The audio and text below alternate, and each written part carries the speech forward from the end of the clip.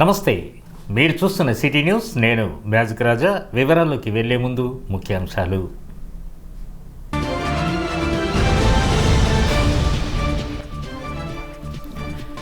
జై జై హనుమాన్ నామస్మరణలతో అంతటా వైభవంగా కొనసాగిన హనుమాన్ చిన్న జయంతి వేడుకలు.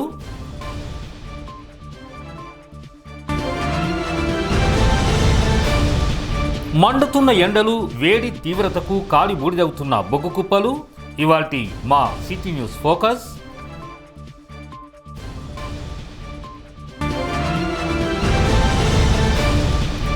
ఇంటర్ ఫలితాల్లో సత్తా చాటిన మోడల్ స్కూల్ విద్యార్థులు.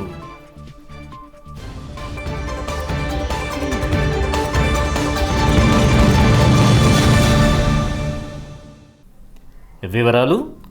భక్తుల భక్తి శ్రద్ధల మధ్య హనుమాన్ చిన్న జయంతి వేడుకలు వైభవంగా జరిగాయి.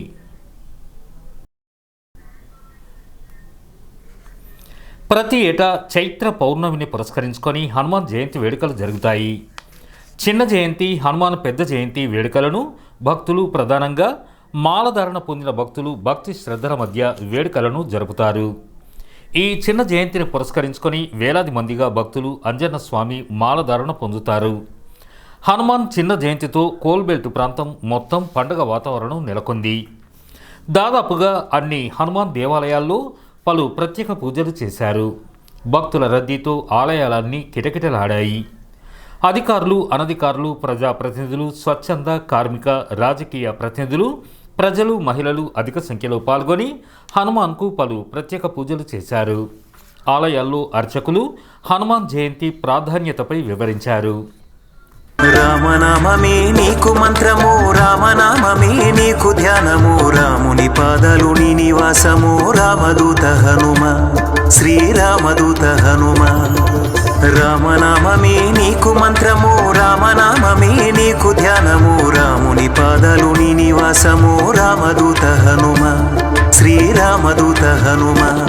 నీ అభయము కోరుతూ నీ భక్తులే శరణము కోరుతూ నిన్ను చేరనే, నీ శరణము కోరుతూ నిన్ను చేరనే.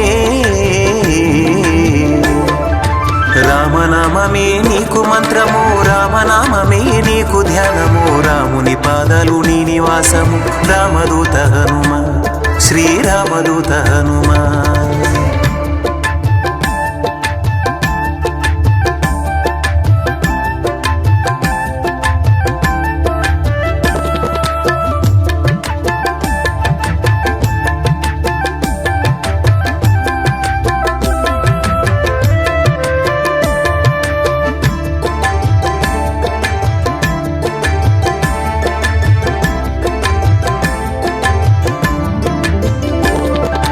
అంజనిదేవి కుమారుడవు, వాయుదేవుని అంశలో పుట్టినావు, పవన కుమారుడనే పేరు పొందిన పావనమూర్తుడవు, పరిపూర్ణ రూపుడవు. జ్ఞానానికి సుగుణాలకు నువ్వు సముద్రము వంటి వాడవు, మూడు లోకాలకు వెలుగును పంచే తేజోమయుడవు, కాంతి తేజోమయుడవు. బుద్ధిని విద్యను ఇచ్చువాడవే, నీ బలమును ఒసగి బలపరచువాడవే, మా నీచపు కోరికలను తుంచువాడవే. రామనామమే నీకు మంత్రము, రామనామమే నీకు ధ్యానము, రాముని పాదాలు నీ నివాసము, రామదూత హనుమ, శ్రీరామదూత హనుమ.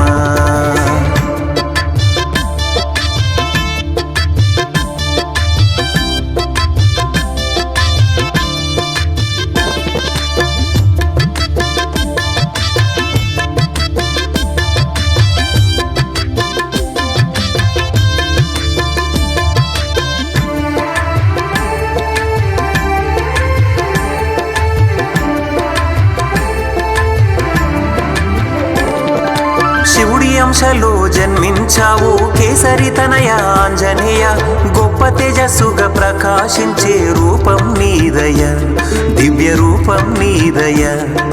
సప్త సముద్రాలు దాటి నీవు సీతమ్మ జాడను చూపినావు, నీ ప్రభువు శ్రీరామచంద్రుని తోడు ఉన్నావు, నీవు తోడుగా ఉన్నావు. నీ భక్తిని చూపిన విధము చూడగా, నీ రాముని కొలువుంచిన స్థలము చూడగా, అది చూసిన వారు తన్మయము చెందగా. రామనామమే నీకు మంత్రము, రామనామమే నీకు ధ్యానము, రాముని పాదాలు నీ నివాసము, రామదూత హనుమ, శ్రీరామదూత హనుమ. రామనామమే నీకు మంత్రము, రామనామమే నీకు ధ్యానము, రాముని పాదాలు నీ నివాసము, రామదూత హనుమ, శ్రీరామదూత హనుమ. నీ అభయము కోరుతూ నీ భక్తులే శరణము కోరుతూ నిన్ను చేరనే, నీ శరణము కోరుతూ నిన్ను చేరనే.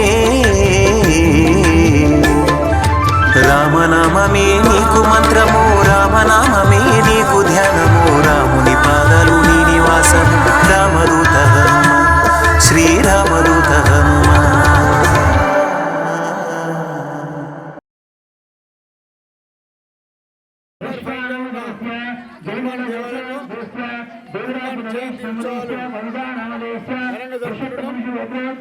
ఆలయ కమిటీ సభ్యులు మరి అర్చకులు ఈ ఏరియా హనుమాన్ భక్తులు మరి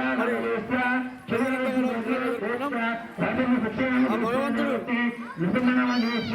గోదావరి రామకులం పారిశ్రామిక ప్రాంత ప్రజలకు ఆయన కల్పించి అన్ని విధాల వారికి ఆశీర్వాదం కోరుకుంటూ గత కొన్ని సంవత్సరాలుగా ఆలయ కమిటీ కార్యవర్గంతో ఇక్కడ ఉన్న పురప్రములతో ఈ ఆలయాన్ని అభివృద్ధి చేయడం కాకుండా ప్రతి సంవత్సరం హనుమాన్ జయంతి చాలా గ్రాండ్గా జరుగుతున్నాం. మినిమం 2-3 వేల మందికి అన్నదాన కార్యక్రమం జరుగుతుంది. ముందు కూడా మా ఆలయ కమిటీ సభ్యులంతా కూడా ఇంకా ఘనంగా హనుమాన్ జయంతి ఈరోజు జయంతి పురస్కరించుకొని ఇక్కడ అన్నదాన కార్యక్రమం చేయబడుతుంది. మరి ఇక్కడున్న బస్తీ వాసులంతా కూడా మరి ఘనంగా ఈ ఉత్సవాలు జరుపుకోవడం చాలా సంతోషకర విషయం. అందరికీ కూడా హనుమాను ఆయురారోగ్యాలు ఇవ్వాలని చెప్పి, అష్టైశ్వర్యాలు ఇవ్వాలని చెప్పి కమిటీ తరఫున ఈ తిలకనార్ ప్రాంత నివాసిగా అందరూ కూడా మరి కోరుకుంటున్నాం.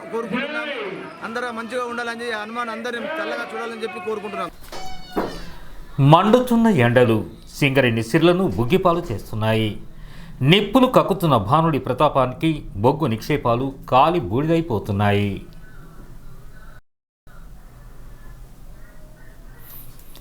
వేసవి కాలంలో సహజంగానే ఇతర ప్రాంతాల కంటే కోల్బెల్ట్ ప్రాంతంలో అధిక ఉష్ణోగ్రతలు నమోదవుతూ ఉంటాయి.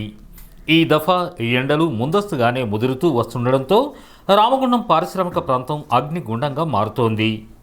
బొగ్గు పరిశ్రమలకు, విద్యుత్ సంస్థలకు నిలయమైన ఈ ప్రాంతం భగభగ మండుతున్న బాణుని ప్రతాపంతో నిప్పుల కొలిమిని తలపిస్తోంది.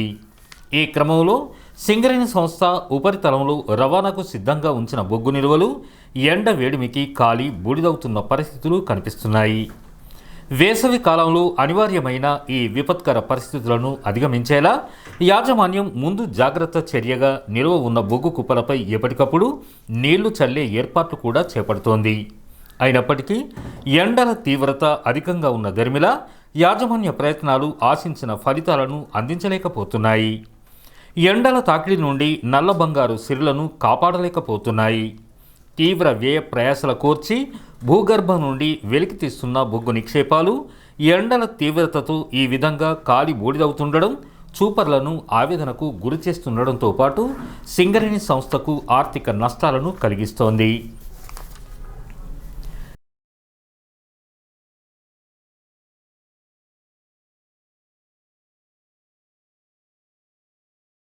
సింగరేణి కార్మికుల సమస్యలు ఐఎన్టీయూసీతోనే సాధ్యమవుతాయని ప్రధాన కార్యదర్శి జనక్ ప్రసాద్ పేర్కొన్నారు. ఈ మేరకు ఎయిటింగ్ లైన్ కాలనీలోని ప్రెస్ భవన్లో ఏర్పాటు చేసిన విలేకరుల సమావేశంలో పాల్గొని మాట్లాడారు. గుర్తింపు సంఘంగా గెలిచి సంవత్సరంన్నర అయినప్పటికీ టీబీజీకేఎస్ కార్మిక వర్గాలకు చేసిందేమీ లేదన్నారు. ముఖ్యంగా స్ట్రక్చర్ సమావేశాలను పూర్తిగా విస్మరించిందన్నారు. అలాగే సమస్యల పరిష్కారంలో నిమ్మకు నీరెత్తినట్లుగా వ్యవహరిస్తోందని ఆరోపించారు. ఇప్పటికే కార్మిక వర్గం అసంతృప్తితో ఉందన్నారు. అలాగే ఐఎన్టీయూసీ ఆధ్వర్యంలో 25 సమస్యల మీద పోరాటాలకు సిద్ధమవుతున్నామన్నారు. సింగరేణి వ్యాప్తంగా 25,000 మెంబర్షిప్ చేయించడం జరుగుతోందని, అలాగే ప్రతి వ్యక్తికి 2 లక్షల వరకు ఇన్సూరెన్సు చేయించడం జరుగుతోందన్నారు. అనంతరం RG2 నూతన కమిటీని ప్రకటించారు. RG2 ఉపాధ్యక్షునిగా Vangala Vijayamohan, అడ్వైజర్గా pole Bhaskar Rao, కోఆర్డినేటర్గా Vasamsetti Markandeya, chief organising సెక్రటరీగా ఎస్ లింగమూర్తిని నియమించినట్లు తెలిపారు. ఇప్పటికీ 1.5 సంవత్సరాలు అయింది గుర్తింపు సంఘ ఎన్నికలై. ఈ గుర్తింపు సంఘ ఎన్నికలైన తర్వాత ఏదైతే గుర్తింపు సంఘం ఉందో కార్మికుల సమస్యల పరిష్కారంలో ఏనాడు శ్రద్ధ చూపే పాపాన పోలేదు. ఒక స్ట్రక్చర్డ్ మీటింగ్ కానీ, ఒక జాయింట్ కన్సల్టేటివ్ కమిటీ కానీ మీటింగ్ పెట్టకుండా కార్మికుల సమస్యలన్నీ పేరకపోయేటట్టే ఉన్నాయి. సింగరేణిలో కార్మికులు ఏ పరిస్థితికి వచ్చిందంటే, ఇంత శక్తివంతులైన సింగరేణి బొగ్గు కార్మికులు, గతంలో ఆత్మగౌరవంతో బతికిన కార్మికులు, ఈనాడు తెలంగాణ బొగ్గు గని కార్మిక సంఘం అసమర్థత వల్ల, చేతగానితనం వల్ల, అటు ప్రభుత్వం దగ్గరకు పోలేనితనం వల్ల, మేనేజ్మెంట్ని కలవలేనితనం వల్ల కార్మికుల సమస్యలు పరిష్కారం కాకపోతే వాళ్ళు ఒక నైరాశ్యానికి గురి అయి మా కర్మ ఇంకే పరిస్థితి ఉన్నది. మేము ఒక మాట చెబుతున్నాం, భారతదేశంలో ఐఎన్టీసీ అత్యంత శక్తివంతమైన సంస్థ. సంజీవ్ రెడ్డి గారు బ్రహ్మాండమైన నాయకత్వం ఉంది.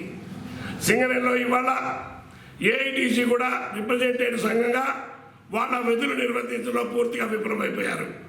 రిప్రజెంటేటివ్ యూనియన్, రికగ్నైజ్ యూనియన్ విఫలమైనప్పుడు ఒక బాధ్యత గల సంఘంగా ఐఎన్టీసీ కొన్ని నిర్ణయాలు తీసుకుంది. వాటిలో ప్రధానంగా ఈ కంపెనీలో ఉన్నటువంటి 25 ఇంపార్టెంట్ డిమాండ్ల పరిష్కారం కోసం రానున్న వారం రోజుల్లో demand notice Singareni managing director గారికి, చీఫ్ మినిస్టర్ గారికి, కోల్ సెక్రటరీ గారికి, ఎనర్జీ సెక్రటరీ గారికి, ముఖ్యమంత్రి కార్యదర్శికి, కేంద్ర ప్రభుత్వంలో ఉన్న డిప్యూటీ చీఫ్ లేబర్ కమిషనర్ గారికి, లేబర్ సెక్రటరీ గారికి ఇస్తున్నాం. ఇంకొక ప్రధాన నిర్ణయం తీసుకున్నాం, సింగరేణి వ్యాప్తంగా 25,000 మంది మెంబర్షిప్ చేర్చాలని. ఆ మెంబర్షిప్లో ప్రతి కార్మికుడు మెంబర్ అయిన వాళ్ళకి మేము ఇన్సూరెన్స్ కవరేజ్ చేసి ఏదైనా ప్రమాదం జరిగితే వారికి 2 లక్షల రూపాయలు సింగరేణిలో ఉన్నటువంటి ఐఎన్టీసీ మెంబర్కి ఇప్పించే విధంగా నిర్ణయం తీసుకోవడం జరిగింది. వాటి కంపెనీలో కూడా వందలాది వేలాది కోట్ల రూపాయల మెషినరీ కొంటారు. వాటిని యూటిలైజ్ చేసుకునే పరిస్థితి లేదు. వాటిని సమగ్రంగా యూటిలైజ్ చేసుకున్నట్లయితే సింగరేణి కాలేజీకి 2,000 కోట్ల రూపాయల లాభం వచ్చే అవకాశం ఉంది. అదేవిధంగా పవర్ ప్లాంట్లు, సిమెంట్ ప్లాంట్లు పెడితే ఈ కంపెనీ 38,000 కోట్ల రూపాయల టర్నోవర్ చేసే అవకాశం ఉంది. కాబట్టి మేము మేనేజ్మెంట్కి చెప్పాము, గవర్నమెంట్కి చెప్పాము. కార్మికుల్లో ఉన్నటువంటి 18 క్యాడర్లకి ఒక సమగ్రమైన ప్రమోషన్ పాలసీ లేదు, క్యాడర్ స్కీములు లేవు. వాటి పరిష్కారంలో ఖచ్చితంగా ఐఎన్టీసీ ముందుండి తప్పకుండా చర్యలు తీసుకుంటామని, ఆ విధంగా కార్మికుల చైతన్యవంతులు చేసి కార్మికుల హక్కుల పరిరక్షణ కోసం, కార్మికుల సమస్య పరిష్కారం కోసం ఐఎన్టీసీ ఎటువంటి పోరాటాలు చేస్తుందని తెలియజేస్తున్నాం. వాటిలో భాగంగానే RG2లో కమిటీలో ప్రధానంగా మా union vice president Vangala Vijayamohan గారిని వైస్ ప్రెసిడెంట్గా వేసాం, పోలు భాస్కర్ గారిని అడ్వైజర్గా వేసాం, ఎండయ్య గారిని కోఆర్డినేటర్గా వేసాం, ఆ లింగమూర్తి గారిని చీఫ్ ఆర్గనైజింగ్ సెక్రటరీగా వేసాం, బ్రాంచ్ సెక్రటరీగా సుదర్శన్ గారు, రాజలింగం గారు, నరహరి గారు, సిఎన్ ప్రసాద్ గారు, జనార్దన్ రెడ్డి గారు.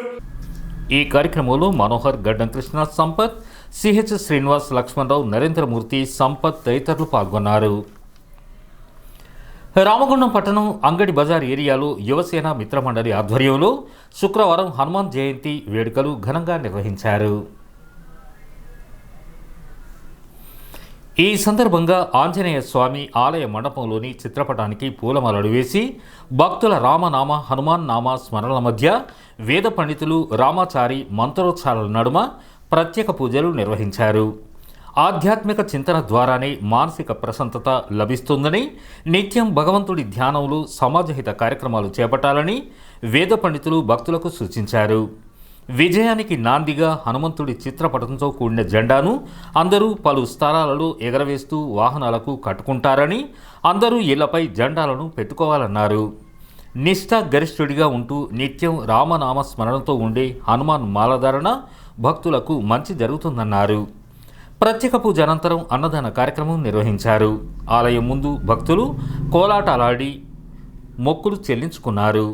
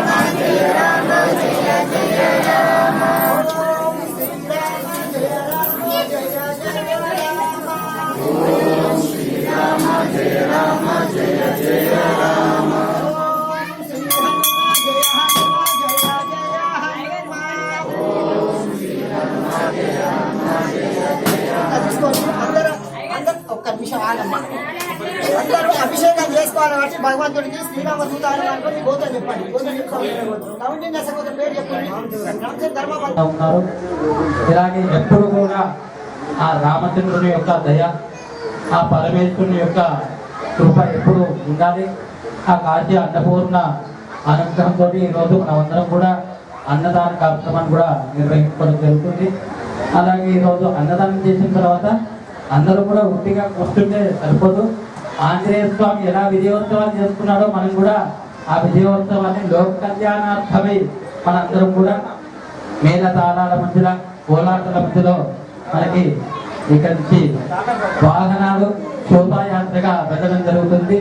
అంటే దీనిలో వాహనాలు ఎందుకు తీసుకొని వెళ్తామంటే జెండాని పతాక ఆవిష్కరణ అనేది దాంట్లో ఉంటుంది. దాన్ని రెపరెపలు ఆడించాలి. అంటే విజయోత్సవం అంటే మనకి అక్కడ ముందరగా రూపొందించారా ఆ జెండా అనేది, దాన్ని ఎప్పుడు కానీ రెపరెపలు ఆడుతూ ఉండాలి. అందుకనే మనం ఇప్పుడు వాహనాల మీద కూడా మనం తీసుకుని వెళ్తుంటాం అన్నట్టు.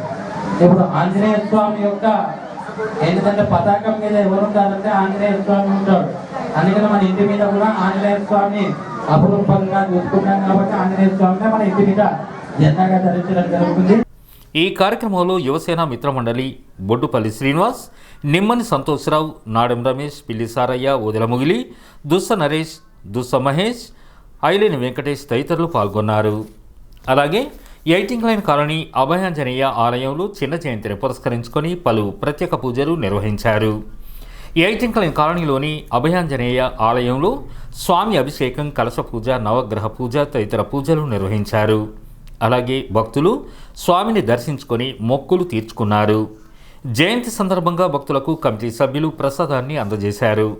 అనంతరం ఆలయ అర్చకులు హేమంత్ చారి మాట్లాడుతూ పవిత్రమైన ఆంజనేయ స్వామి పూజలో పాల్గొనడం వలన చాలా వరకు ఇబ్బందులు దూరం అవుతాయని, ముఖ్యంగా చిన్న జయంతికి భక్తులు అధిక సంఖ్యలో పాల్గొని వారి వారి మొక్కులు తీర్చుకోవడం జరుగుతోందన్నారు.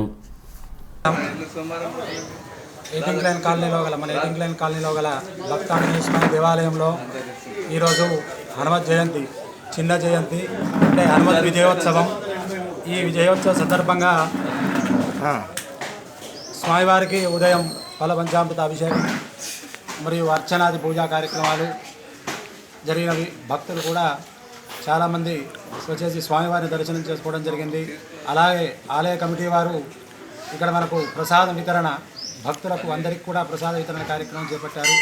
ఇలాంటి కార్యక్రమాలు చేయడం వల్ల ఆలయం అభివృద్ధి కావడం వల్ల ఆలయంలో ఏ కార్యక్రమం చేసినా కూడా ఆ ఫలితం అందరికీ ఉంటుంది.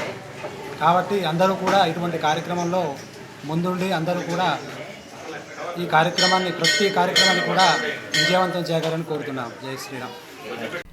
సింగరేణిలో కాంట్రాక్టు డ్రైవర్లకు స్కిల్డ్ ఆధారంగా జీవో ప్రకారం వేతనాలు చెల్లించాలని డిమాండ్ చేస్తూ సిఐటియు ఆధ్వర్యంలో RG2 GM కార్యాలయం ముందు ధర్నా నిర్వహించి GM కల్వల నారాయణకు వినతి పత్రం అందజేశారు.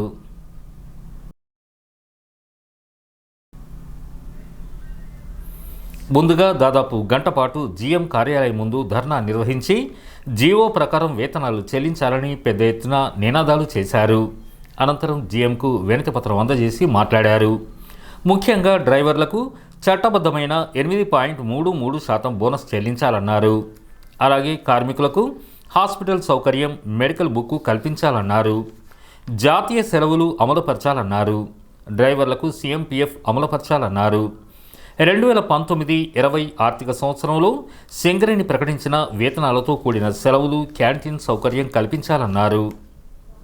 సింగరేణిలో పనిచేస్తున్నటువంటి కాంట్రాక్టు కన్వెన్స్ డ్రైవర్ల సమస్యలపైన వాళ్లకు జియో ప్రకారం వేతనాలు ఇవ్వాలని, హాస్పిటల్ సౌకర్యం కల్పించాలని, అట్లాగే సీఎంపీఎఫ్ అమలు చేయాలని, వాళ్లకు రావాల్సినటువంటి చట్టబద్ధంగా న్యాయబద్ధంగా బోనస్ ఇంప్లిమెంటేషన్ అయినప్పటికీ ఇప్పటికి కూడా సింగరేణి యాజమాన్యం బోనస్ చెల్లించట్లేదు. అందుకోసం ఈ రోజున RG2 జీఎం ఆఫీసు ముందు ధర్నా నిర్వహించడం జరుగుతూ ఉంది. ఈరోజు ఏదైతే కన్వెన్స్లో పనిచేస్తున్నటువంటి డ్రైవర్లు ఉన్నారో ఆ డ్రైవర్లు ఉత్పత్తిలో ప్రధాన భూమిక పోషిస్తూ ఉన్నారు. ఇలా కింది స్థాయి నుంచి డైరెక్టర్ స్థాయి వరకు కూడా ఇలా కన్వెన్స్ డ్రైవర్ లేనిది ఇలా క్వారీలకు కానీ మైన్లకు కానీ పోయే పరిస్థితి లేదు. ఇలా ఏ పని జరగాలన్నా కన్వెన్స్ డ్రైవర్స్ ఉండాల్సిందే. కాబట్టి ఈ రోజున దాదాపు 1,200 కోట్ల రూపాయలు లాభాలు వస్తున్నటువంటి సింగరేణిలో ఇలా కాంట్రాక్టు కార్మికుల పరిస్థితి, ముఖ్యంగా కన్వెన్స్ డ్రైవర్ల పరిస్థితి చూస్తే దినదినం గండం 100 ఏళ్ల ఆయుస్సుగా బతకాల్సినటువంటి పరిస్థితి ఉంది. ఎందుకంటే ఇలా కన్వెన్స్ డ్రైవర్లు అంటే ఒక బానిసల్లాగా పనిచేసుకుంటూ ఉన్నారు. 30 రోజులు చేస్తే 30 రోజుల వేతనం ఇవ్వాల్సిన అవసరం ఉంది. దానికి ఇలా ఎలాంటిది లేకుండా పెరుగుతున్న డిఏ ఇవ్వకుండా, ఇలా 30 రోజుల వేతనం ఇవ్వకుండా, జీవోలను అమలు చేయకుండా, కోల్ ఇండియా వేతనాలు కూడా అమలు చేయనటువంటి పరిస్థితి సింగరేణిలో ఉంది. ఇలా కనీసానికి దెబ్బ తాకితే వాళ్ళ సొంత ఖర్చులు పెట్టుకొని ఇలా ట్రీట్మెంట్ చేసుకునే పరిస్థితి ఉంది. ఇలా అందరికీ సీఎంపీఎఫ్ అమలు అవుతూ ఉంది, కానీ కన్వెన్స్ డ్రైవర్లకు సీఎంపీఎఫ్ అమలు చేయట్లేదు, హాస్పిటల్ బుక్కులు ఇవ్వట్లేదు. కాబట్టి ఇలా కన్వెన్స్ డ్రైవర్లను ఒక బానిసలాగా చూస్తున్నటువంటి సింగరేణి యాజమాన్యం ఇప్పటికైనా కళ్ళు తెరిచి వాళ్లకు ఇవాళ సీఎంపీఎఫ్ కానీ, హాస్పిటల్ బుక్కులు కానీ, బోనస్ కానీ, ఇవాళ కోల్ ఇండియా జీతాలు కానీ అమలు చేయాల్సిన బాధ్యత ఇవాళ ప్రిన్సిపల్ ఎంప్లాయర్గా సింగరేణి యాజమాన్యం పైన ఉంది అనే విషయాన్ని యాజమాన్యాన్ని గుర్తు చేయదలుచుకున్నాం. అందుకోసం ఈ సమస్యలు న్యాయబద్ధంగా రావాల్సినటువంటిది కాబట్టి ఖచ్చితంగా దీన్ని అమలు చేసే విధంగా సింగరేణి యాజమాన్యం ప్రయత్నం చేయాలి.